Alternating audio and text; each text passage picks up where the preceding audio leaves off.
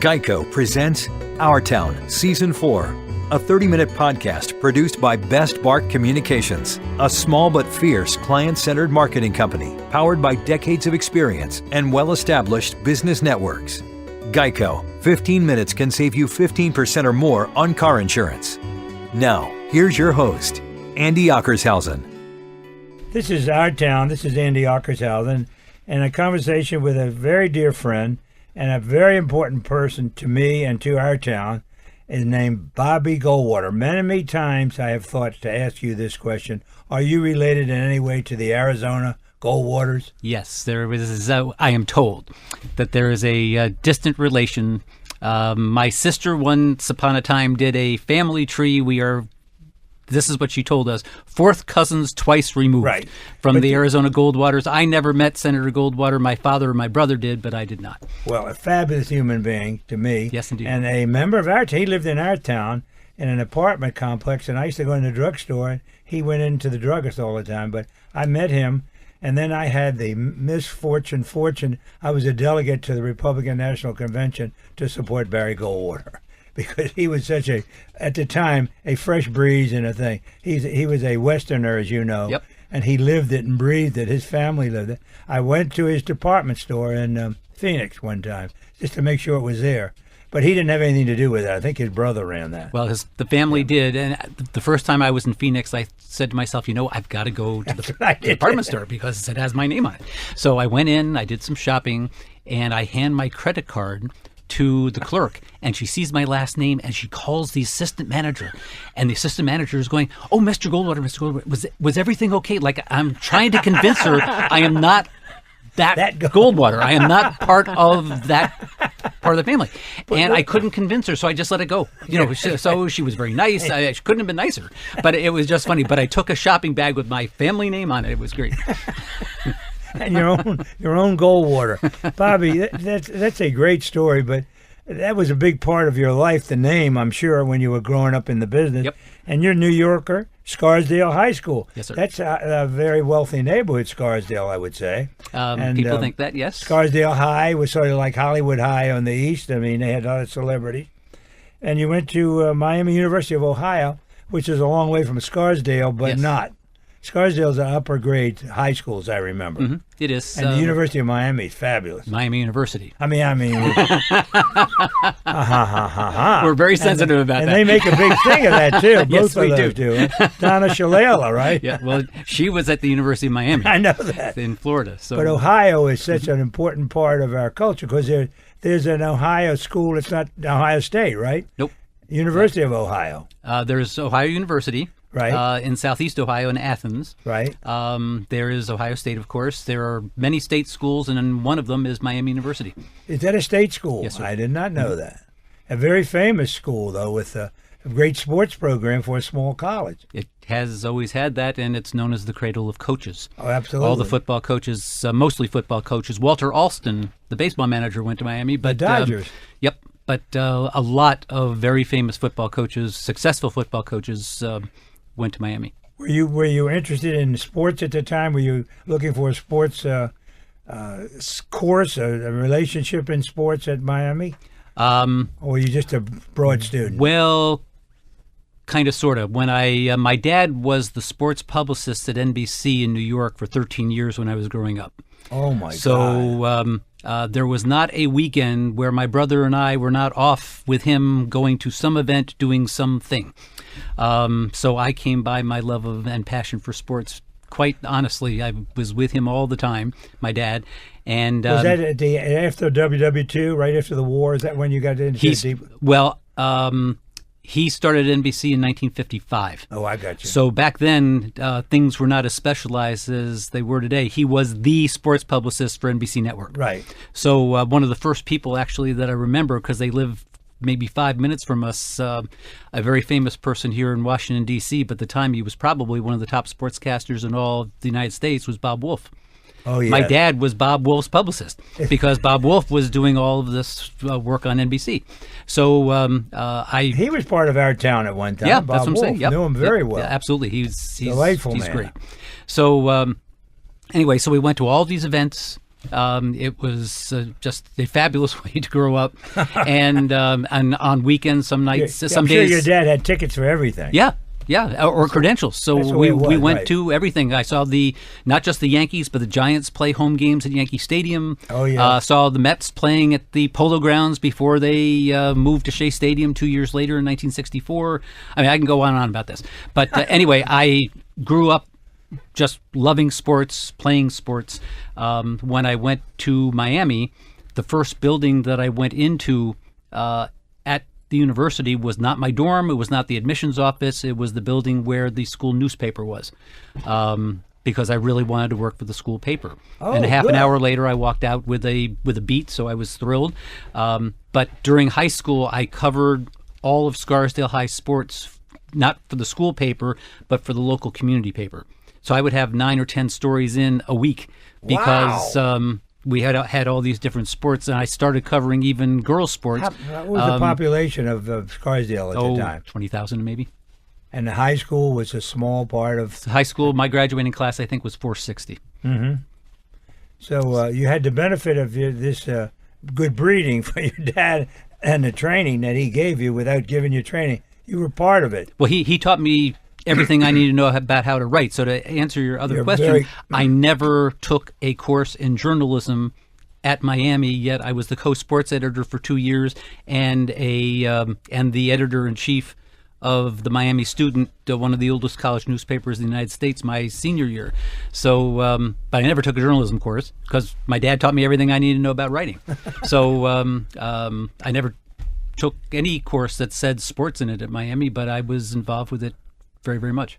One of the things that I have found out over the years, I coach young people, always looking for a job in broadcasting, or a job in journalism, or a job at the paper. And what should I do? I'm going to a journalism school. And I said, well, whatever you do, please take a course in history, take a course in geography, take a course in craftsmanship, take a course in writing, and be a journalist. You cannot learn to be a sports writer in college. You can only be a sports writer by being a sports writer. Well, that's right. I guess I took your advice without knowing that you would give it. I majored in American Studies.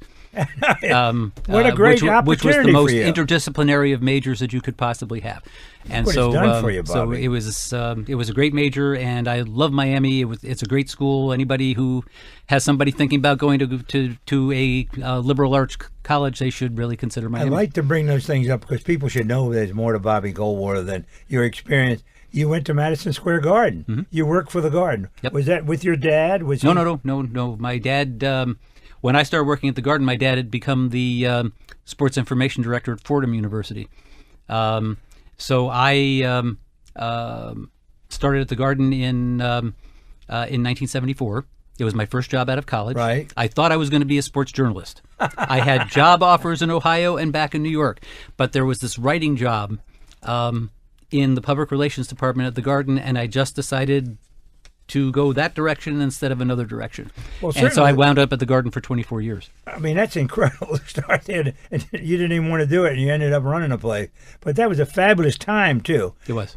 Had the Garden moved to its new location then? The Garden is now in its fourth location, the present location. Now, they just did a $1 billion renovation of the place. I used to know, when I was there, I used to know every doorknob and cinder block in that building, but I don't anymore. I mean, they did a magnificent job renovating it. They did it's a transformation. Who owns the Garden now? Dolan? Yes, it's a privately owned company, but right. Yes, essentially. It never was owned by the city, was it? No, it's always been privately owned. We've had many owners at the Garden over time. It was a private corporation, the Madison Square Garden Corporation, when I started. Gulf and Western bought it. In 1977, it turned into Paramount Communications, which turned... Paramount, movie business, right? Well, essentially, but they owned us for a number of years. Then they sold to Viacom. Viacom sold us to ITT. ITT had a minority partner, which was Cablevision. Cablevision took us over in 1996, and then it, over time, has become what it is today. That's the Dolan family, yes. Isn't it? Cablevision. Mm-hmm. Yep. Which is a gold mine, of course, for the city and for everybody, but... the Garden is still near and dear to your heart, I'm sure. Absolutely. It's a greatest place in the world. world. So, and then you have an opportunity to move from the Garden to La La Land. Yep. I had a number of different positions at the Garden. starting in public relations, marketing. I was the vice president of marketing for the Knicks and Rangers. And doing at a the lot same of writing. time. Doing a lot of writing, got involved with operations. I was involved with all of our events and running the building. So when I left the garden in 1998, I never thought I was going to leave the garden, but 24 years. Yeah, I thought I was going to be a lifer. I really did. Why would you leave? But I got convinced to leave. Tim Leiweke, who was the president of the Los Angeles Kings at the time and was putting together this new arena in Los Angeles, working with the owner, Philip Anschutz. He and I had become very good friends over the years, and the short version of the story is he convinced me to come. Now, Tim is the best salesman in our industry. He can sell sand to a lifeguard. He can sell anything to anybody, and he sold me on leaving. So I left Madison Square Garden on July 4th, 1998. I was on a plane on July 5th, which was a Sunday, and I started working on July 6th because we had 15 months to get everything done. Mr. Anschutz had made it very clear that we positively, absolutely had to open in October of 1999. That's a whole new arena, of course. Brand new arena. When I arrived there, the building was a hole in the ground with 2 concrete columns sticking up, and we were designing it and building it at the same time. We had no events booked. Barely a staff. There's few holdover people from the LA Forum and the LA Kings. We had no policies and procedures as an organization, and we had to get all that done in 15 months. And we did. And they dumped it on you. Well, no. It wasn't a dump. This was something that it was exhilarating and very challenging. You loved it, I'm sure. Did. And you could do it. And we developed a great team and a terrific arena. Now I want to talk to you about Los Angeles, but first I want to take a break. This is Andy Ockershausen talking to Bobby Goldwater, and we have moved from New York to La La Land. And I'll be right back. Technology Truths, brought to you by Geico. Technology Truths. Truth, you have 14 login passwords, and you can't remember any of them. Doug 1. Doug 2. Doug is awesome. Doug is awesome 1, 2, 3. Truth, it's so easy to switch and save on car insurance at Geico.com. Doug is super cool ampersand underscore exclamation point 1985. Knew it. Geico, 15 minutes could save you 15% or more. This is Attorney Mike Collins. Come to my seminar and I'll explain in plain English all you need to know about wills, trusts, taxes, probate, and how to keep your money in your family. I'll show you how to eliminate those dread death taxes and avoid the expense and delay of probate. See how our Reservoir Trust can protect your family's inheritance from lawsuits and the divorce court. Thousands of your neighbors have already attended. So watch the mail for your special invitation and register now at MikeCollins.com. That's MikeCollins.com. You're listening to Our Town with Andy Ockershausen. Brought to you by Best Bark Communications. This is Andy Ockershausen, and I'm speaking with a wonderful, wonderful man. Thank God he's a part of our town now, Bobby Goldwater, who I've moved him from New York to Los Angeles, right at the La La Land. People love to live. The greatest basketball player of the year has moved to Los Angeles for one reason. He wanted to live in Los Angeles. That attracts a lot of people, the city, the climate. And, well, I would want to believe that he moved there for another challenge, which is kind of what I did, too. Yeah. He's just a little more visible about it than me. Yeah. But you loved it. You loved that association with the Kings. I did. I did find out, however, that I was an East Coast guy. How long did that take? 7, 8 years? No, it took about maybe a week, because the pace of Los Angeles is just different than New York. It just is. We had all the stuff to do, getting ready, trying to get Staples Center together, and Rolls, we're working so hard, and it gets about to be 5 o'clock. And at 5 o'clock, people who know me know I'm just warming up at 5 o'clock. I'm just rolling up my sleeves at 5 o'clock. And, some people are looking outside. They see the sun. They know the traffic's going to be out there, and they're looking at their watch and say, well, time to go. We'll see you tomorrow. And I said, wait a minute. We got stuff to do. Well, they'd leave. So they're gone. It's just a different pace. And God bless them. You Yeah, can't beat the weather. It's beautiful. But I just realized that I just need more energy and faster pace. So I'm did they just an East recruit Coast guy. you to come east, come back to Washington? Yes, I was recruited to come here. So after the building opened, after Staples Center opened, I was asked to start a new business division for the organization, which now is my little one-person office turned into AEG, which is a 20,000-person global company. But it was at one time a one-person office. I just started Goldwater office. Well, yeah, it was just me. And so I just started a lot of initiatives that all worked out. I mean, they did a fantastic job with this. So you stayed for the deadline and opened the stadium, of course? Yep, and then started this new business division. And so I was in Los Angeles for a little less than 3 years. And again, I thought I was going to stay a lot longer, but then I got recruited to come here. They were looking for a president and executive director of the DC Sports and Entertainment Commission. And I was thinking to myself, well, running RFK Stadium, which was 40-something years old at the time, and the DC Armory, which was 60-something years old at the time, who wants to do that? But what they were looking for, what they told me they were looking for, and I got convinced that was in fact what they were looking for. They were looking for somebody to try to figure out how to bring Major League Baseball back. Oh, yeah, absolutely, and Bobby. so I came back here for that project. Right. There were other responsibilities, but that was the project I came back primary. here for. I would have mentioned that, but you stole my story because I know that for a fact. I used to call you Mr. Baseball, and now I don't want to insult you when they're losing. But, Bobby, you did it. You brought the knowledge necessary that was going to happen with baseball. Because it wasn't about the city or the town, it was about relationships, and you had a relationship. Well, you're kind to say that. The real starter of this, frankly, was Mayor Tony Williams. Yes. I met him and the chairman of the Sports and Entertainment Commission at the time, the chairman of the board, John Richardson, at the Democratic National Convention, which I helped bring to Los Angeles in 2000. In the summer of 2000, that's when I met them. And it seems ancient history. Well, 2000. It is. Now, Vice President Gore had not wanted to come to Los Angeles. The convention wanted to come there, but we made it very, very easy for them to say yes. Right. So Tim did a great job. The city did. Everybody, a lot of people did that. I led the bid, but there were a lot of people who contributed tremendously. So that's when I met Mayor Williams and John Richardson, and the two of them were very convincing. And of course, I had I was always a baseball fan. I had family here in Bethesda who had been here since the 50s, so I'd been here a lot. And like everybody else, why the heck isn't baseball back in DC? What's the problem? Of course, it should be in the nation's capital. Did you research it to find out why before you moved? Did you look before you left? Well, my thought process, Andy, went something like this. I kind of said to myself, gee, wouldn't it be cool if I was the one who could figure this out? And so I did consult with some people here. Nobody could give me a good answer as to why. And in fact, our mutual friend, I sat down with him on the sidewalk cafe of Leal. On his client, incidentally. Charlie Brotman.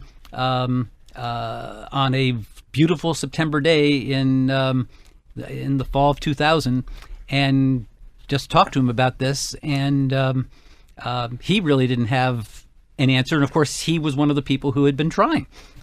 So anyway, I just decided to take a chance. Take a shot. So I did. So I came here in November of 2000. Well, about the time, was Jim Dalrymple had left? He was gone. He had been gone a year. Yeah, he went somewhere. I don't know what. Yeah, he had been running the Sports and Entertainment Commission. But that was a different job than yours. You were the baseball guy. He was just a stadium guy. We had been told a story way back by Bowie Kuhn, a name that was a Washingtonian at the time, that his story was he didn't think Major League Baseball would ever do anything in Washington unless it was one owner. And that was his story. That was years and years ago. Mm-hmm. And so I think Bowie probably reflected the ownership of the other teams. I don't know why that was, but that's what the story was. Well, when I got here, I really didn't understand what the project was. I knew what the goal was, but I didn't understand how to get from here to there. So I started speaking to people, asking a bunch of questions. God, you got a lot of FaceTime because I would see you everywhere, and Charlie was helpful. Well, not at with the beginning. At the beginning, I tried to stay under the radar. Oh, you did? And I think we were pretty successful in just staying quiet. After maybe 6 weeks, I had collected a lot of information, so I just decided to test my Let's Bring Baseball Back to DC rap on somebody I knew. So I went to a baseball executive, a friend, and I started telling him about the benefits of bringing baseball back to Washington, D.C., fifth largest market and population in the country. There are businesses that have headquarters in Washington now. It's now a 12-month-a-year city. It doesn't close like people think it did in the summertime. It's got. I go through all these positive benefits, including the roads and 3 airports. And the metro. Well, at the time, now remember, this was in 2000. At the time, great subway system. And all these things. And he stops me and he says, back up a second. What subway system? I said, what are you talking about? And he tries to convince me that there is no subway system in Washington, D.C. Now, I'm living here now. And so I said, look, I'm from New York. I love the New York City subway system. You get anywhere, anytime. But a very, again, in 2000, very clean, efficient, safe subway system is the metro. How long has it been there, he says. I said, 24 years. When was the last time you were in Washington? Not since the senators left in 1971, he says. Okay, so I file that away. The next person I speak to just a couple weeks later did not know Washington's population, did not know that Washington, with the suburbs, is the 5th largest market and population in the country. Had no idea. He thought it was just a few 100,000 people. The first 5 people, Andy, that I met with inside baseball did not know a basic fact about Washington, D.C., and the light bulb goes off. This is a marketing project. I can do that. That's right. It's your training. And so that's how our strategy came together. It was based on listening to people here and then talking to baseball. What baseball wanted to hear was not, we're the nation's capital, we deserve to have a baseball team, which may have had some truth to it. But what they really wanted to hear was, were there business and financial benefits for a baseball team to be successful? Correct. And that story apparently wasn't being told the way baseball needed to hear it. That's what I found out, and that's what we set out to do. That's what we set out to do. Mm-hmm. Bobby, it's amazing, but all that research you did personally could have been done before, but nobody thought of it. And Bobby, it kind of took, I think, Andy, with all due respect to you and to everybody who was here, I think it took an outsider just to have a fresh start. We couldn't see the forest for the trees. Maybe. I think you're absolutely right. Maybe. Isn't that thing? Because everybody was right. Everybody here was right. Baseball should be here. But they just weren't telling the story. They didn't give them the reason. At least that's what I came to understand. Well, it worked for you, Bobby. It worked for us.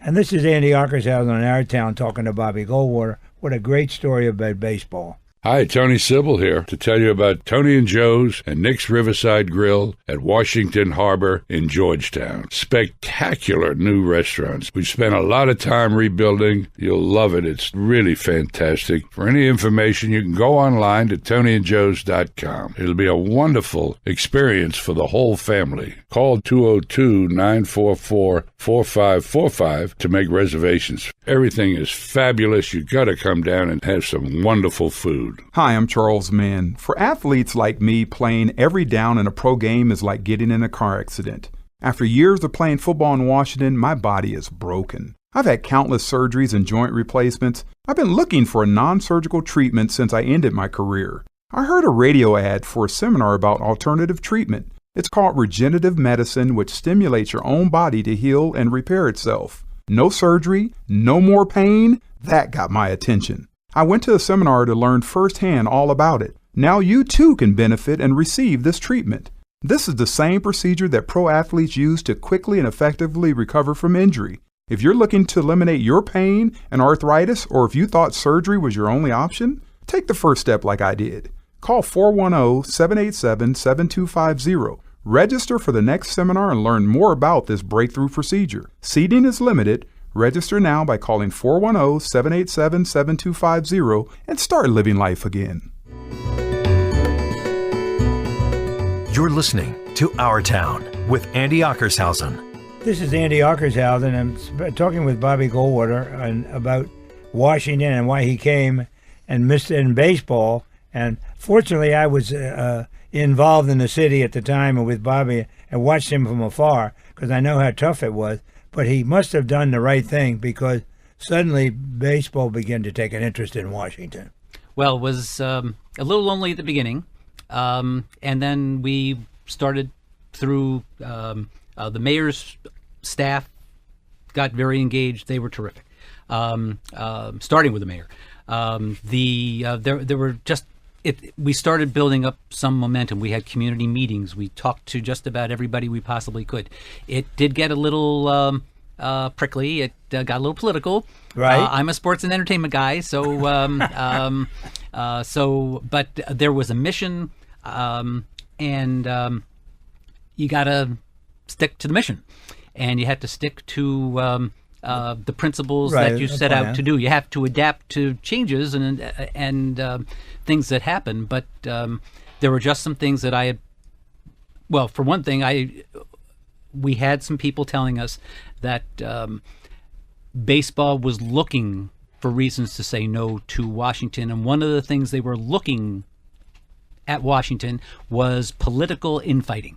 They heard there was too much politics, and so they didn't want to be involved. They didn't want to be involved with it. So when things started getting a little nasty and noisy, and people were making stuff up and everything, I just tried not to return fire, because that way you kept it alive. That's right. Well, when did Mr. Angelos rear? Oh, well, he was always there. Yeah. He was there with the. He was always a no.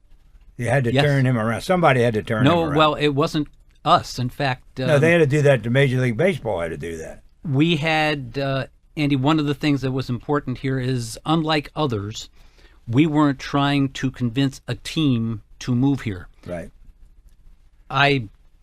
In talking with the mayor, who certainly agreed, the strategy was we had an audience of one, the Commissioner of Baseball, Bud Selig. That was our audience. Nothing was going to happen without his approval.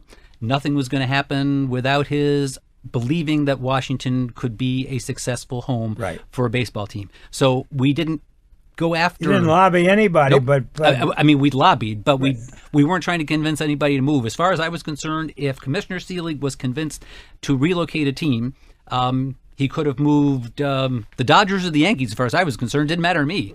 All he had to do was be convinced that one team should be relocated. And it could make it here. That's right. And so that was part of our strategy. Your strategy, right.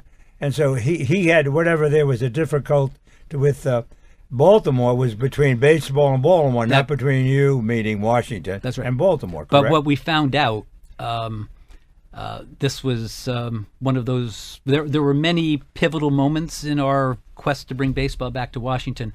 One of the pivotal moments was that, again, somebody I was very close to came into town and said, I'd like to introduce you to somebody who's been working with the Orioles and Mr. Angelos for a long time. I said, okay, sure. So he introduces me, and he tells me this story.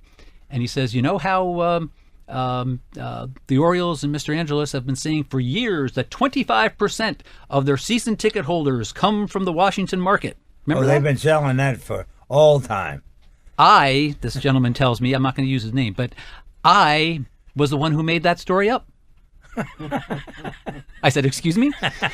He says, yeah. Mr. Angelos was going to a meeting, needed some number, so I just told him 25%. And nobody challenged it. Nope, and he'd been saying it for years. Right. So we did some research, and we found out it was 4%. Right. So that's a big difference. And with just a little bit of advertising and promotion, you can make up 4%. So now... And at one time, Baltimore was a great baseball city, attendance-wise. Yeah. You know, the Orioles were 3 million some years. That's right. And so now, of course, with way fast forward with Masson, today, Mr. Angelos is making more money today with the Nationals in existence than he did without them. So I'm still waiting for my thank you note from him. I don't think I'm ever going to get it, but no, he's cornered the market. I mean, that baseball did that for a reason, but we got our team, and they're still in court, of course, and maybe that'll never be settled between the two of them. Well, I hope it will Might be. take somebody's death to do something, but they're at loggerheads. But Bobby, this is great for you and me. Well, why, when baseball came, didn't you stay with baseball? Well, was there an opportunity, or no? My role, my project was to figure out how to bring baseball back here. I left the Sports and Entertainment Commission. The chairman of the commission, after I left, the new chairman of the commission, Mark Toohey, yes, was was the person who was there when the deal was actually made. So Mark and I tease about this all the time. I was the starter, gave it a good 7 or 8 innings, and he was the closer. But it worked. It worked. The important thing was that there was a good result. And I mean, there are a lot of other stories to. That's a great story, though, Bobby. But after that, I started a consulting company, which I still run today. It also gave me the flexibility of time, being a consultant. So I've been teaching for now over 10 years at Georgetown. At Georgetown. Now, you're in the faculty at Georgetown? I'm on the faculty of the Sports Industry Management Master's Program. Talking sports and entertainment, or are you talking lobby? No. Winning a baseball team. Well, I certainly share stories, as we all do, our entire... Do you have classes? How many people? Yeah. I mean, we have very successful, I've been told. We have the largest master's program in sports management in the country. We have 200 people in the classroom, 140 online. I am the longest serving faculty member. I taught the first class on the first night. Is that right? And so that was in September of 2008, and I've taught every semester, including the summer. And the university encourages you, of course, to keep your other projects going. Well, just about the entire faculty are practitioners. We all teach what we know and what we love to do. And your school is in the city? Yes, downtown? We have a downtown campus at Massachusetts Avenue and 7th Street Northwest. Is the law school close to that, or is that still 4 blocks? About 4 blocks away. So that's a big part of our town, then, at Georgetown University, of course. Yep. And but you keep your consulting business alive? I do. You've got a great track record, Bob. You had one objective, and you did it. Well, as far as baseball is concerned... How can I get a baseball team, right? Well, as I say, if I had not... I don't know where things would have been if I hadn't realized it was a marketing project, if there were a number of other things that we recognized and reacted to or initiated, and I'm just so gratified it worked out. When you go to the Ballpark neighborhood today, the ballpark is in a location that we recommended, that we put forward to baseball in November of 2002. It fit Mayor Williams's goal of developing the Anacostia waterfront. It met a lot of different goals. But what I saw was, how could you have a neighborhood this terrible a mile south of the Capitol Dome? It was unbelievable. And then you also had the example of the arena that transformed an entire neighborhood. So why couldn't the ballpark do that here? So I brought this neighborhood to the attention of the director of planning, Andy Altman. This was in August of 2001. Wow. And he wasn't really engaged until then. And so... don't forget the waterfront. They've improved that dramatically, too. This was a vision of Mayor Williams to develop Southwest, Southeast, the waterfront, and look what it's become. I mean, it's remarkable. But if you go to the Ballpark neighborhood today, now it's still being built, there's still cranes, there's still a lot of progress. But every single building that is there today was not there in August of 2001 when I was trying to push forward this neighborhood. And so this was one of 2 neighborhoods or 2 locations that we put forward to baseball. This was the one that we all liked the most because of the waterfront development possibility. But people go there to be entertained now. They go there for bars and restaurants and hotels, and people are living there now, Andy. It is the most gratifying thing. It is so cool. Don't forget the new little soccer stadium is helping that neighborhood. It all works with the other. Yep, that's just 2-3 blocks away. You couldn't have one with it. You couldn't have had the soccer field unless you had baseball there. I'm convinced of that. Yeah, well, there are a lot of people who positives. There are a lot of heroes who worked on this and to make it happen. But you're the hero through to me, today. Bobby. No, well. Okay. Brotman claims credit, but I said you.